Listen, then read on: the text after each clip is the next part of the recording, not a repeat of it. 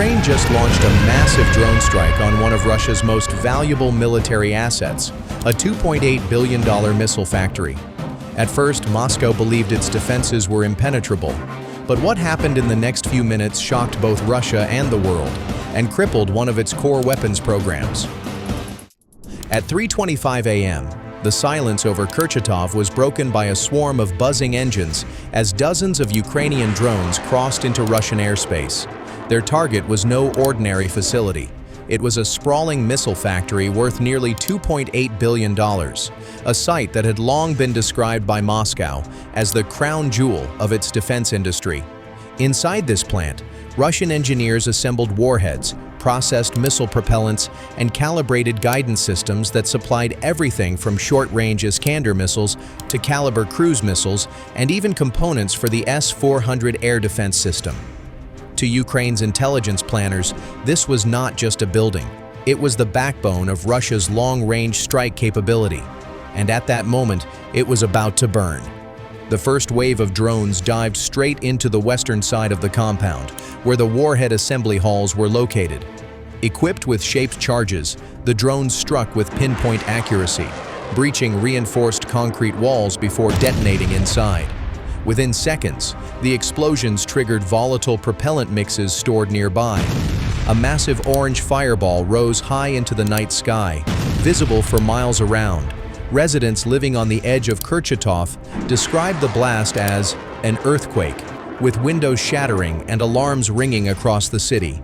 As the fireball consumed the warhead bay, a second group of drones swooped in on the guidance system warehouse. Packed with electronics, circuit boards, gyroscopes, and precision chips, the building went up in flames instantly.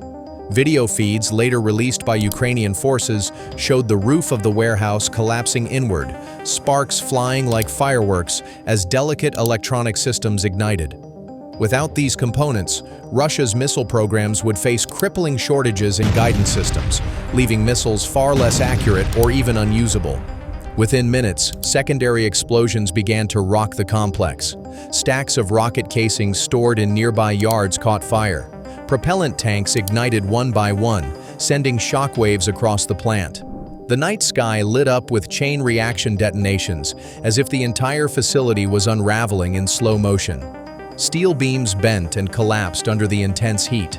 Towers of smoke and flame billowed upward, forming a massive black plume that satellites later confirmed could be seen from more than 25 kilometers away. Russian defenses scrambled to react. Pantsir S-1 autocannons lit up the sky, shredding some of the incoming drones, but it was too late. Enough had already penetrated the defensive perimeter to cripple the site. Local firefighters and emergency responders rushed toward the inferno, but were forced to halt at a distance when further explosions ripped through fuel tanks and electrical substations. The entire factory was a blazing, uncontrollable inferno. By the time the first hour passed, at least 3 major sections of the factory had collapsed, and reports suggested the production lines inside were completely destroyed. What Russia thought was an untouchable stronghold had been reduced to smoldering rubble in less than an hour, and Ukraine had just pulled off one of its most devastating strikes of the war. For weeks leading up to the strike, Ukrainian intelligence agencies had been quietly mapping the inner workings of the missile factory near Kurchatov. This was no random target. Analysts had identified the plant as one of the most important nodes in Russia's weapons chain, a site where warheads, propellants, and missile guidance systems all converged into a single streamlined production process. Losing it would mean a direct blow to Moscow's ability to wage long-range attacks against Ukraine. Satellite imagery from NATO partners showed steady traffic into the facility.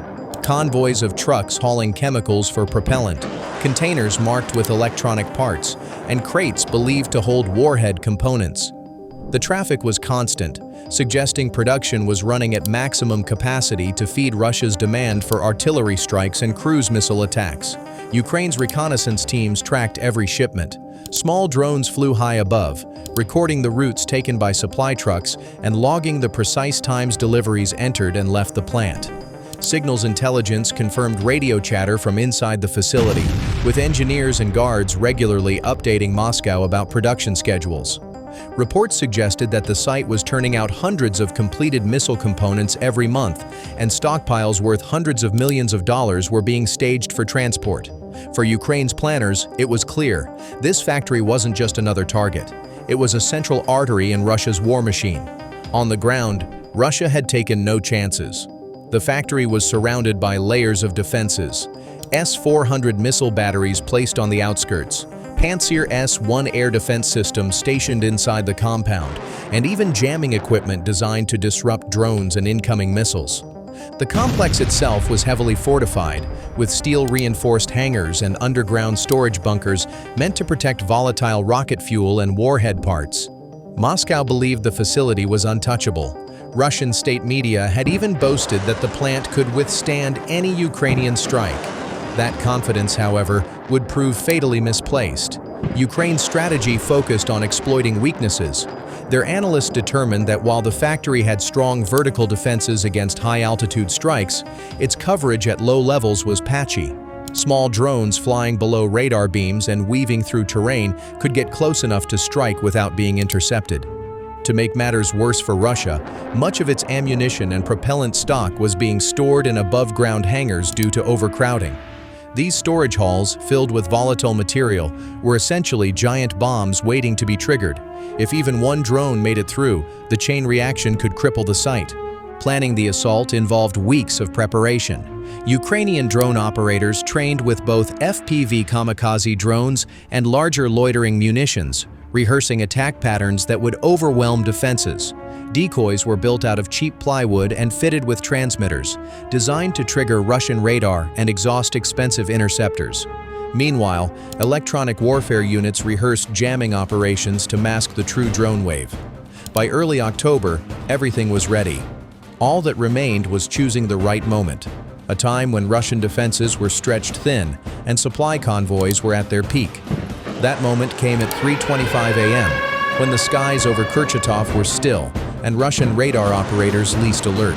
Ukraine's trap was set, and the strike was about to begin. At exactly 3:45 a.m., the operation went live. From multiple launch points spread across Ukrainian-controlled territory, dozens of drones lifted into the night sky. The first wave wasn't meant to destroy, it was meant to confuse. 20 small, inexpensive quadcopters, fitted with basic transmitters, were flown directly toward the Russian radar network surrounding the factory. Their purpose was simple: flood Russian screens with dozens of false signals, forcing operators to waste valuable interceptors. The trick worked immediately. S-400 operators fired multi-million-dollar surface-to-air missiles at the first wave, obliterating drones that cost less than a few $1,000s. Panzer crews sprayed the sky with autocannon fire, burning ammunition as if a real strike was underway. Russia believed they were stopping the attack, but in reality, they were only burning through defenses. While this chaos unfolded, the second wave, the real strike package, swept in low. These were larger FPV kamikaze drones and modified glide munitions, each carrying a shape-charged warhead powerful enough to pierce reinforced steel.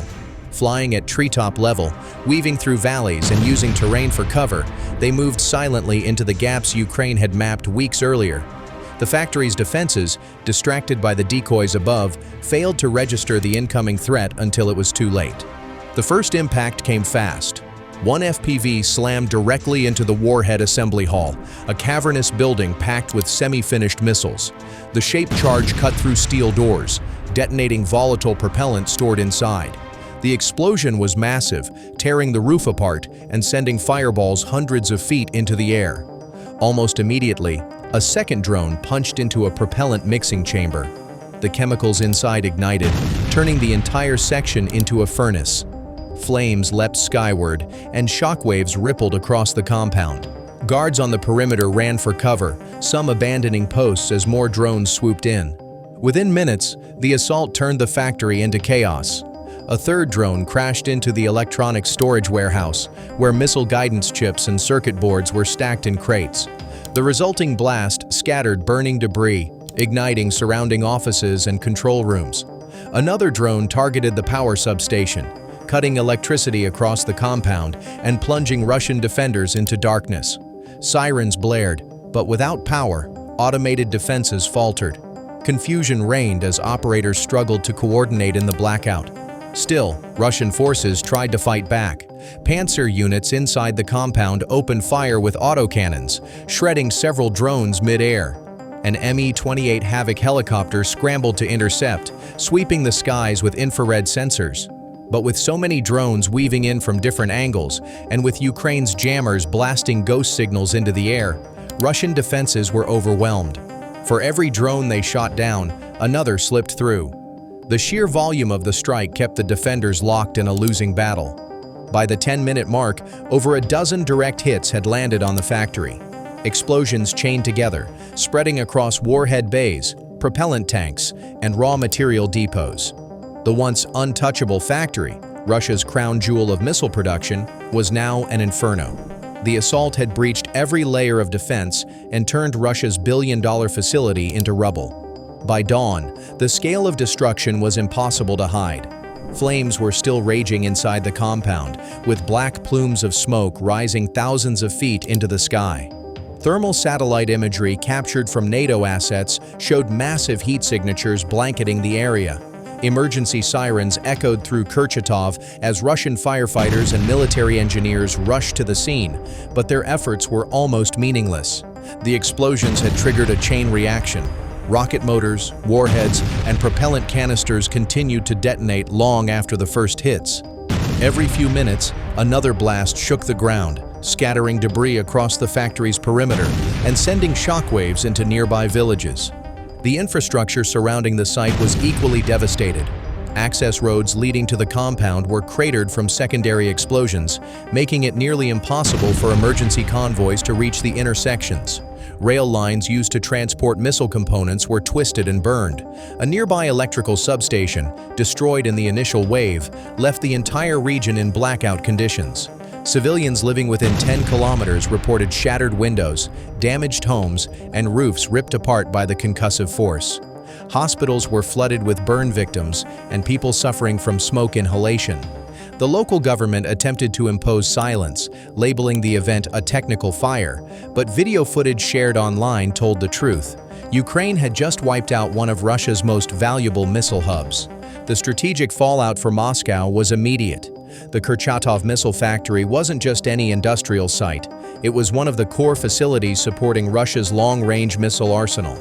Analysts confirmed that the site alone contributed to thousands of munitions annually, including Iskander short-range ballistic missiles and cruise missile warheads. By taking out the assembly halls and storage depots, Ukraine had essentially cut months of Russian production capacity in a single night. Within 48 hours, reports from the front lines suggested a noticeable drop in missile barrages. Russian units that once fired dozens of precision-guided weapons daily were suddenly rationing their stocks. Commanders complained of shortages, forcing them to rely on less effective artillery fire instead of missiles. Economically, the hit was devastating. The facility itself was valued at over $2.8 billion, but the real damage went far beyond the walls of the factory. Analysts estimated nearly $600 million worth of equipment, materials, and finished missiles were lost in the inferno. The rebuilding process would take at least a year, assuming Russia could even replace the specialized machinery destroyed. Western sanctions meant importing critical parts for guidance systems, and microchips would be nearly impossible. Moscow faced not only the loss of stockpiles, but also the collapse of its ability to rebuild them quickly. For Ukraine, the strike was more than a military victory. It was a message.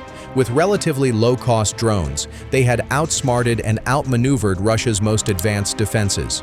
Billion-dollar SAMs failed to stop homemade UAVs carrying warheads worth only thousands.